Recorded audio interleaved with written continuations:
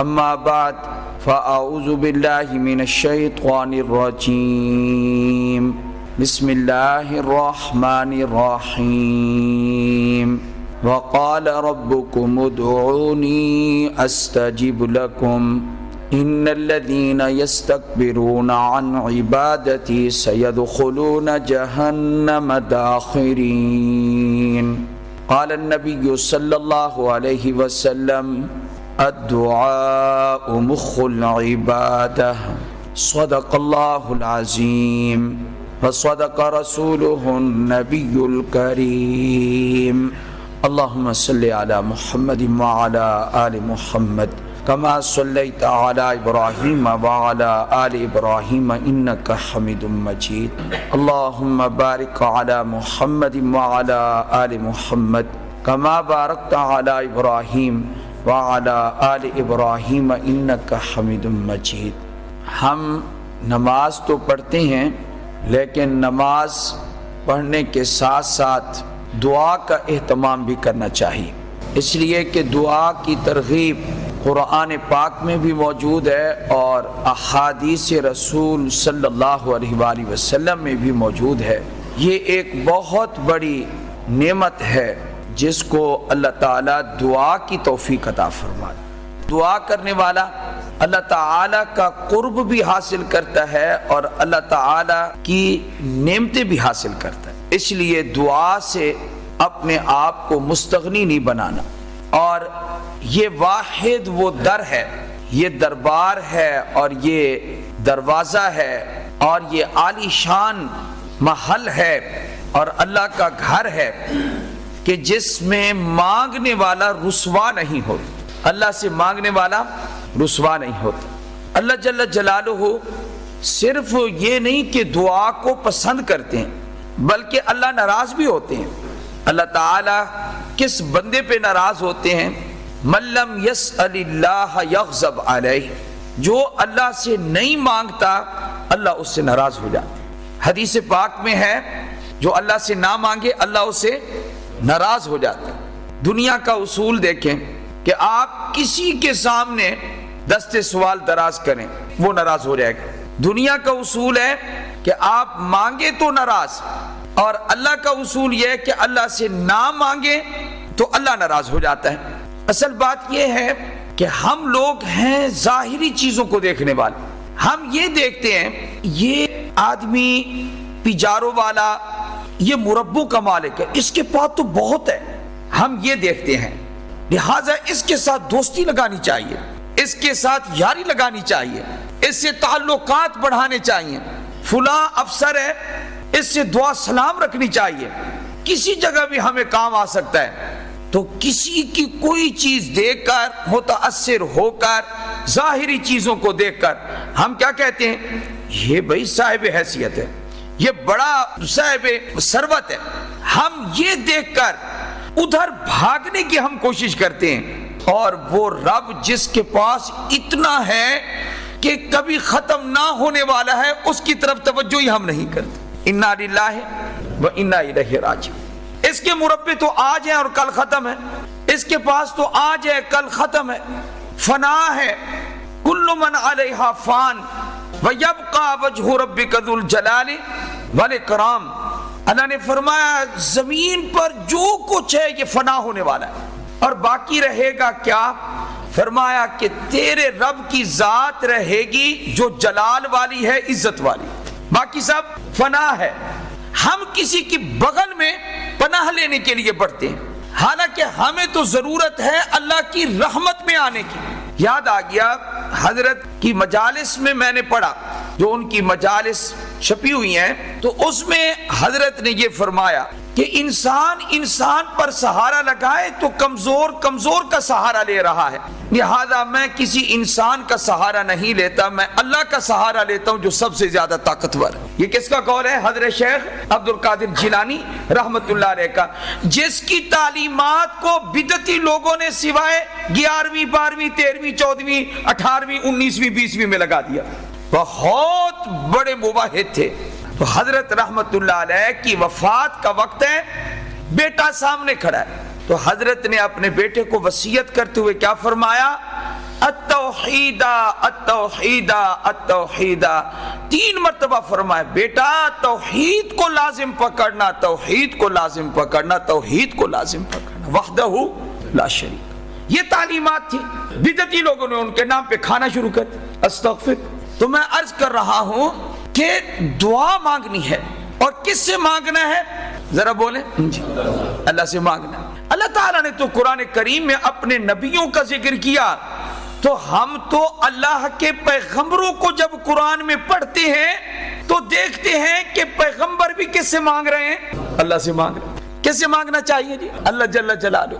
جو صحیح شیخ ہوگا، جو صحیح پیر ہوگا، وہ نہیں کہے گا کہ میں دیتا ہوں، وہ تمہیں کہے گا کہ اللہ دیتا ہے، اللہ عطا کرتا ہے۔ آپ دیکھ لیں حضرت ایوب علیہ السلام 18 سال بیمار رہے، اللہ اکبر کبیرہ۔ لیکن میں درس میں بارہا کہہ چکا ہوں، خدا را ایک بات سمجھ لو، یہ جو قصہ گو لوگوں نے اضافہ کر دیا کہ پیغمبر کے بدن میں کیڑے پڑ گئے، کسی پیغمبر کے بدن میں کیڑے نہیں پڑے۔ ایسی بیماری اللہ پیغمبر کو لگاتا ہی نہیں جس سے کہ لوگ دور و بھاگے، نفرت کریں۔ پیغمبر کو بخار ہو سکتا ہے، سر میں درد ہو سکتا ہے، تھکان ہو سکتی ہے، بھوک پیاس لگ سکتی ہے، لیکن ایسی کوئی بیماری نہیں لگ سکتی۔ جب حضرت کو تکلیف ہوئی تو حضرت نے دعا کس سے کی؟ رب اے میرے پروردگار، انی مسنی الضر وانت ارحم الراحمین، میرے پروردگار مجھے تکلیف ہے، تکلیف پہنچی ہے، میں بیمار ہوں، اور آگے صرف کیا کہا؟ اور تو سب رحم کرنے والوں سے بڑھ کر رحم کرنے والا۔ اللہ تعالیٰ نے فرمایا اے میرے پیغمبر تیری دعا قبول ہے، ارکض برجلک، فرمایا کہ اپنا پاؤں زمین پہ مار۔ اللہ نے حضرت ایوب علیہ السلام کو فرمایا، حضرت نے اپنا پاؤں زمین پہ مار دیا، چشمہ نکلا، ھذا مغتسل بارد وشراب، یہ چشمہ ہے، اس کے پانی سے میرے پیغمبر نہاؤ بھی صحیح اور اس پانی سے پیو۔ تو اللہ تعالیٰ نے ظاہری، باطنی، اندرونی، بیرونی ہر قسم کی تکلیف سے اللہ تعالیٰ نے شفا عطا فرمائی۔ ہم بھاگتے ہیں کسی کی بغل میں، ہم ادھر ادھر بھاگتے ہیں، پیدا اس نے کیا ہے، ادھر ادھر بھاگتے ہیں۔ وہی میں نے کہا نا، ظاہر بھی لوگ ہیں ہم حقیقت کو کبھی سمجھنے والے لوگ نہیں ہیں۔ کسی کے پاس جو کچھ ہے، ان کے پاس تو بہت تھوڑا ہے جو اللہ کے پاس ہے۔